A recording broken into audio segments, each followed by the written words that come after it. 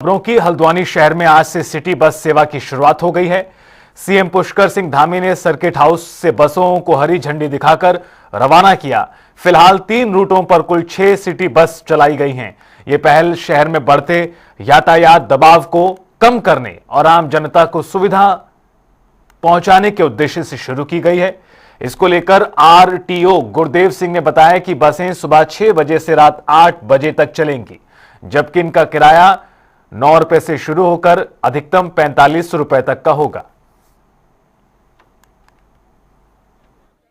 ये city bus के संचालन से शहर वासियों को एक स्थान से दूसरे स्थान को जाने के लिए उनका आवागमन बहुत आसान होगा, सुविधा होगी और अनावश्यक जो गाड़ियों का इंतज़ार, इसमें तमाम प्रकार की चीज़ें, उससे बचत होगी। मैं सभी को बहुत शुभकामनाएं देता हूं, बधाई देता हूं कि ये संचालन आज जो प्रारंभ हुआ है ये अनवरत रूप से जारी रहे। मार्च में आरटीए की मीटिंग के द्वारा 6 मार्ग पर सिटी बस संचालन कराने के अनुमोदन प्राप्त हुआ था, जिसके क्रम में 3 मार्गों पर आज सिटी बस सेवा का माननीय मुख्यमंत्री जी के द्वारा शुभारंभ किया गया है। इससे जनता को सस्ती सुलभ यातायात व्यवस्था उपलब्ध हो सकेगी और लोगों को राहत मिलेगी। सर, हल्द्वानी का जिस तरीके से रूट प्लान है, क्योंकि हल्द्वानी शहर वैसे ही जाम से त्रस्त है, तो ऐसे में सिटी बसों की विजिबिलिटी चेक की गई है, कैसे चल पाएंगी? सिटी बसों की यहाँ मांग की जाती रही है और वर्तमान समय में मार्गों की स्थिति में सुधार हुआ है और यातायात व्यवस्था भी ठीक हुई है, जिसके क्रम में यह व्यवस्था सुचारू की है। कांग्रेस ने हरिद्वार के शिव मूर्ति चौक पर केंद्र सरकार और चुनाव आयोग के खिलाफ हस्ताक्षर अभियान शुरू किया और इस अभियान के तहत वोट चोर गद्दी छोड़ नाम से चल रहे इस अभियान में कांग्रेस ने चुनाव आयोग की निष्पक्षता पर सवाल खड़े किए।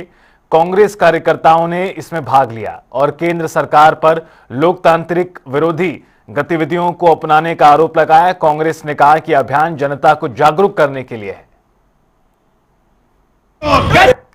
देश में चुनाव आयोग और मोदी जी के गठजोड़ को बेनकाब करने का काम किया है और जो वोट चोरी चुनाव आयोग और भाजपा के गठजोड़ द्वारा की जा रही थी, उसको बेनकाब करने के लिए हम हस्ताक्षर अभियान चला रहे हैं। और आज ये वोट चोर गद्दी छोड़ हस्ताक्षर अभियान हरिद्वार महानगर कांग्रेस की तरफ से और जिला महिला कांग्रेस की तरफ से, अंजू मिश्रा जी हमारी महिला कांग्रेस की अध्यक्ष हैं, उनकी तरफ से ये हस्ताक्षर अभियान चलाया जा रहा है, जिसमें सभी कार्यकर्ता और साथीगण भाग ले रहे हैं।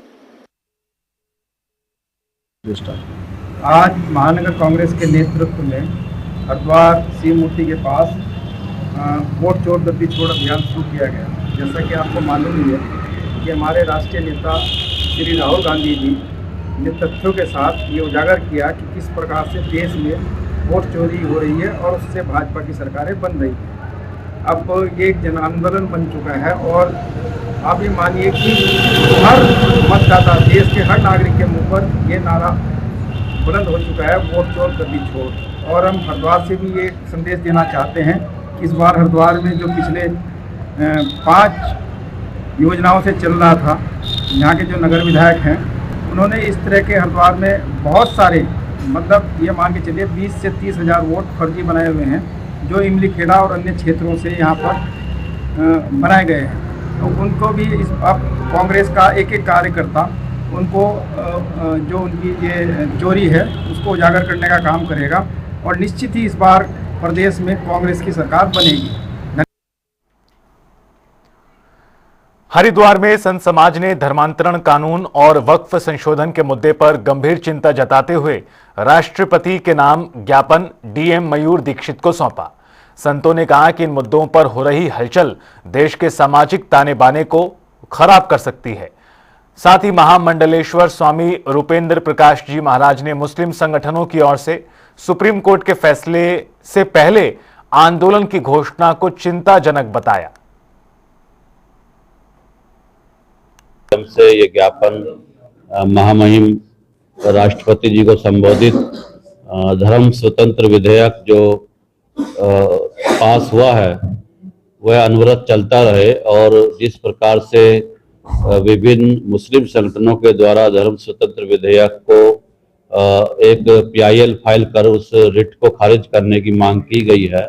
ये हम मांग करते हैं कि ये धर्म स्वतंत्र विधेयक अनिश्चित रूप से चलता रहे, जिससे समाज में समन्वय रहे, सामंजस्य रहे और किसी प्रकार का सामाजिक उन्माद ना हो, दंगे ना हो। ये मांग करते हैं। सभी राज्य सरकारें और केंद्र सरकार जो सरकारी संपत्तियों पर दंगे के बावजूद उसका नुकसान होता है, वो नुकसान ना हो, इसके लिए सरकार और सरकारी मशीनरी एक तरह से उन पर निगरानी रखे और देश में कोई भी ऐसी समस्या निर्माण ना हो जिस प्रकार से बरेली या हल्द्वानी जैसी घटनाओं की पुनरावृत्ति ना हो।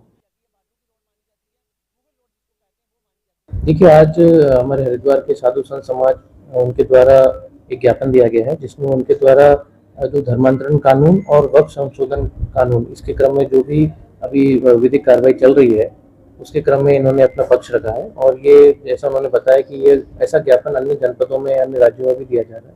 तो इस क्रम में आज सभी साधु संत समाज हरिद्वार के यहाँ पर आए।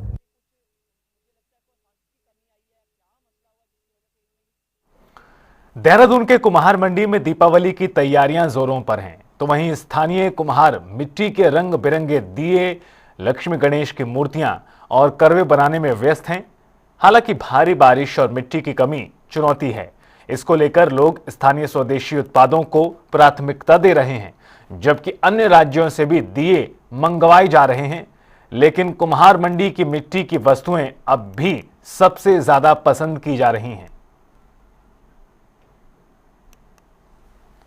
निश्चित रूप से दीपावली का त्योहार है और दीपावली के त्योहार पे जो है हम लोग अपने घर को जो है रोशन करने का काम करते हैं।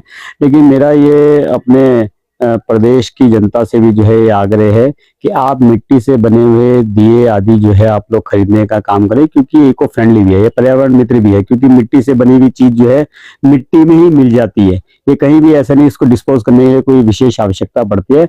और जहां तक बात है हमारे इन कुम्हार भाइयों की, तो एक कुम्हार जो है बहुत मेहनत के साथ जो है एक मिट्टी का दिया बनाता है।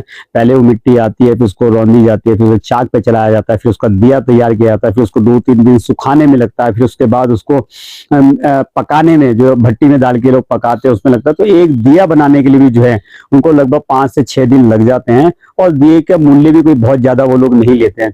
तो मेरा ये आपसे आग्रह कि आप इस मिट्टी से बने हुए दिए आदि सब खरीदे, चाइनीज चीजों का, बाहरी चीजों का बहिष्कार करें। देश के यशस्वी प्रधानमंत्री नरेंद्र मोदी भी जो है हर घर स्वदेशी, घर घर स्वदेशी का नारा दे रहे हैं। मिट्टी के दिए सबसे ज्यादा डिमांड हो रही है। मूर्तियों की, लक्ष्मी जी, गणेश जी की डिमांड हो रही है। उनके पूजन के लिए जाते हैं ना, ये इसलिए इनकी डिमांड ज्यादा है।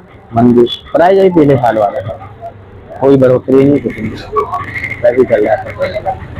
और यहाँ पे सब आती है मूर्तियाँ बाहर से, कलकत्ता, आगरा, मेरठ, लखनऊ, सब तरह की मूर्तियाँ होती है। देहरादून, सब तरह के दिए, फैंसी दिए, सब ऐसे मंदिर वगैरह सब। तो थोड़ा बहुत है, ज्यादा नहीं है। बाहर से सामान ला रहे, देखो जरा कितना नुकसान हो गया। मट्टी अच्छी नहीं है, ना मट्टी मिल रही है, क्या कर सकते हैं भाई। जितना थोड़ा बहुत है यही कर लेते हैं, जितना मिलता, इससे ज्यादा तो कुछ नहीं कर सकते। मिट्टी नहीं, मिट्टी की वजह से तो सारी बात ही है। मैं ये बोलना चाहूंगी कि मिट्टी के जो बर्तन हैं वो हमारा दुर्भाग्य है कि हम इसको छोड़ के और एल्यूमिनियम की तरफ जा रहे हैं, जिससे कि हमें खुद पता है कि ये एक बहुत बड़ा रीजन है बीमारियों का। इससे कैंसर की बीमारियां और ऐसी बीमारियां जिनके नए नए नाम जो हमने सुने भी नहीं है वो भी आ रहे हैं सामने। तो हमें जो है मिट्टी के बर्तनों का यूज करना चाहिए। और अभी तो ठीक है, मिट्टी के बर्तन हमें उपलब्ध भी हो जाते हैं मार्केट में, तो हमें इसका यूज करना चाहिए। उत्तराखंड अधीनस्थ सेवा चयन आयोग बोर्ड की परीक्षा 21 सितंबर को हुई थी। वहीं 21 सितंबर को परीक्षा के दौरान ही धांधली पाई गई, यानी कि पेपर लीक होने का मामला सामने आया था, जिसको लेकर विद्यार्थियों ने परेड ग्राउंड के सामने प्रदर्शन किया। और प्रदर्शन में मुख्यमंत्री पुष्कर सिंह धामी भी पहुंचे, जहां पर विद्यार्थियों ने उनसे 2 प्रमुख मांगे रखी। पहला, सीबीआई जांच होनी चाहिए और दूसरी मांग उन्होंने पेपर को निरस्त करने की बात कही थी। वहीं मुख्यमंत्री पुष्कर सिंह धामी ने इसके लिए एक एसआईटी का गठन किया गया था, जिसके अध्यक्ष के रूप में यूसी ध्यानी को की सदस्यता में यह गठन किया गया था। वहीं यूसी ध्यानी ने आज आगे बढ़ते हैं। जब बीजेपी युवा मोर्चा उत्तराखंड के नवनियुक्त प्रदेश अध्यक्ष विपुल मेंदोली के मसूरी आगमन पर कार्यकर्ताओं ने जोरदार स्वागत किया और इस कड़ी में राधा कृष्ण मंदिर सभागार में आयोजित कार्यक्रम में उन्होंने युवाओं से संवाद को प्राथमिकता बताते हुए बूथ स्तर तक संगठन को मजबूत करने की योजना साझा की। साथ ही सीएम पुष्कर सिंह धामी के नेतृत्व में युवाओं के हित में उठाए गए कदमों और 2027 के विधानसभा चुनाव में बीजेपी के पूर्ण बहुमत की भी उम्मीद जताई। तो मैं अपनी पार्टी का, अपने शीर्ष नेतृत्व का धन्यवाद देना चाहूंगा कि उन्होंने मुझे इस जिम्मेदारी के लायक समझा और ये मेरा भी कर्तव्य अब बनता है, क्योंकि हम अब 1-1.25 साल बाद इलेक्शन है और उस मोड में हम अगले साल से आ ही जाएंगे। तो यूथ की जो हमारी एक्टिविटी है वो तो पहले से मजबूत है, पर उसको और ज्यादा मजबूत करने का प्रयास मेरा रहेगा और सारी 70 की 70 विधानसभाओं में और सभी बूथों पर यूथ का मोबिलाइजेशन हो, ये मेरा पहला प्राइमरी टारगेट है और युवाओं में एक नए जोश का संचार हो। और चूंकि हमारे तो माननीय मुख्यमंत्री ही युवा मुख्यमंत्री हैं, माननीय प्रधानमंत्री जी की सोच के साथ आगे बढ़ रहे हैं, तो इसमें अब कोई विषय ही नहीं बच जाता कि 2027 में भी हम पूर्ण बहुमत के साथ, प्रचंड बहुमत के साथ फिर से एक बार और सरकार बनाएंगे। हरिद्वार में परिवहन विभाग की अनोखी पहल के तहत सिडकुल क्षेत्र में हेलमेट जागरूकता अभियान चलाया गया, जिसमें सहायक परिवहन अधिकारी नेहा झा ने बताया कि बिना हेलमेट के 100 वाहनों का चालान किया गया, जबकि 15 वाहनों को सीज किया। इस कड़ी में हेलमेट पहनने वाले वाहन चालकों को फूल और चॉकलेट भी दिए गए। बता दें कि अभियान सड़क सुरक्षा और ट्रैफिक नियमों के प्रति जागरूकता बढ़ाने के लिए चलाया गया है। अनूठी पहल देखने को मिली है। आपको बता दें 100 से ज़्यादा वाहनों को चालान किया गया है जिनके पास हेलमेट नहीं था। वहीं 15 ऐसे वाहन सीज किए गए हैं जो बगैर हेलमेट के पाए गए और जो अपना लाइसेंस नहीं दिखा पाए। और अनूठी पहल ये भी रही हरिद्वार परिवहन विभाग के द्वारा, जिन लोगों ने हेलमेट लगा रखा था उनको फूल व चॉकलेट देकर प्रोत्साहित भी किया गया है। मेरे साथ बात करने के लिए इस वक्त सहायक परिवहन अधिकारी नेहा झा जी मौजूद हैं। मैडम, क्या पूरा कार्यक्रम रहा है? चूँकि जिलाधिकारी महोदय का जो पूर्ण फोकस है हेलमेट के प्रति है। हेलमेट एक छोटी सी चीज़ है जो एक्सीडेंट में एक बहुत ज़्यादा महत्वपूर्ण हो जाता है। जो भी हम एक्सीडेंट्स का एनालिसिस करते हैं उसमें प्रायः देखा गया है हेलमेट ना पहनने के कारण मृत्यु दर बहुत बढ़ जाती है। तो हम लोगों का ये फोकस रहता है कि जो हेलमेट ना पहनने वाले चालक हैं उन पर कठोर से कठोर कार्यवाही करेंगे। मैम, क्या आने वाले समय में भी इस प्रकार की जो कार्यवाही लगातार ताबड़तोड़ आप लोग कर रहे हैं, कि आने वाले समय में भी इस प्रकार की कार्यवाही हम लोग और देखने को मिलेगी हरिद्वार में? जी बिल्कुल, हमारा हेलमेट पे पूर्ण फोकस है और इस पर कठोरतम कार्यवाही की जाएगी। अभी इसी क्रम में हमने पेट्रोल पंप पर भी एक अभियान शुरुआत किया था, जिसके अंतर्गत था कि नो हेलमेट नो फ्यूल, मतलब अगर आप हेलमेट नहीं लगाएं तो आपको फ्यूल नहीं मिलेगा। ये भी इसी क्रम में है कि लोग एटलीस्ट जागरूक हो, वो हेलमेट लगाएं, वो इस चीज़ को समझें कि जो हेलमेट है वो उनके जीवन को सुरक्षा देगा। प्रवर्तन कार्यवाही से बचने के लिए हेलमेट लगाना एक बार को ठीक है, बट खुद उनके मन में ये आना चाहिए कि हमें अपनी जान, अपने परिवार की जान बचानी चाहिए। तो ये थी हमारे साथ सहायक परिवहन अधिकारी नेहा झा एक्सक्लूसिव हमारे साथ बातचीत में जुड़ी हुई थी, जिन्होंने साफ तौर पर बताया कि हरिद्वार में आगे भी ऐसी कार्रवाई जारी रहेंगी। अपने सहयोगी के साथ मैं हर्ष सैनी, जनता टीवी हरिद्वार। हरिद्वार में मेयर किरण जैसल ने उत्तराखंड नगरीय फेरी नीति नियमावली के तहत दूसरे चरण में रेहड़ी पटरी स्ट्रीट वेंडर्स को विक्रय प्रमाण पत्र और कारोबारी लाइसेंस वितरित किए। ये लाइसेंस भीमगौड़ा, खड़खड़ी, पंतदीप पार्किंग और पावन धाम क्षेत्रों के लघु व्यापारियों को प्रदान किए गए। इस कड़ी में मेयर ने कहा कि आगामी कुंभ मेला 2027 की विकास योजनाओं में रेहड़ी पटरी व्यापारियों को मुख्य धारा में लाया जाएगा। तो आपका बहुत बहुत धन्यवाद जो आप हमारी बात रखते हैं। आज उत्तरी हरिद्वार में हमने रेहड़ी पटरी वालों को लाइसेंस दिए हैं और हमारी प्राथमिकता यही रहती है कि जो रेहड़ी पटरी वाले जो गरीब मजदूर भाई हैं, हम उनके लिए हमेशा उनके कार्य में हमेशा यही प्रयास करते हैं कि उन्हें किसी प्रकार की भी असुविधा ना हो। और मेरा तो यही प्रयास रहता है कि वो मेरा परिवार है, मैं उनका उत्पीड़न नहीं होने दूंगी। जो भी कार्य है मैं उसे निष्ठा से निष्ठापूर्वक उनके कार्य करूंगी। और मेरा यही उद्देश्य है कि मैं अपने गरीब भाइयों के साथ हूँ और मैं उनको मैं संजय चोपड़ा के नेतृत्व में ये कार्य उन्होंने हर बार गरीबों की सुनवाई में ये कार्य करते हैं और हमारे संज्ञान में लाते हैं और हम उसको संज्ञान में लेकर अपने रेहड़ी पटरी वाले जो भी है उनका कार्य हम सुचारू रूप से करते हैं। और मेरा यही प्रयास रहेगा, मैं हर वक्त हर पल उनके साथ हूँ। मैं गरीब भाइयों को उत्पीड़न नहीं होने दूंगी, ऐसा मेरा मानना है। धन्यवाद। और इसी के साथ फिलहाल इस बुलेटिन में इतना ही। तमाम खबरों के लिए आप देखते रहिए जनता टीवी।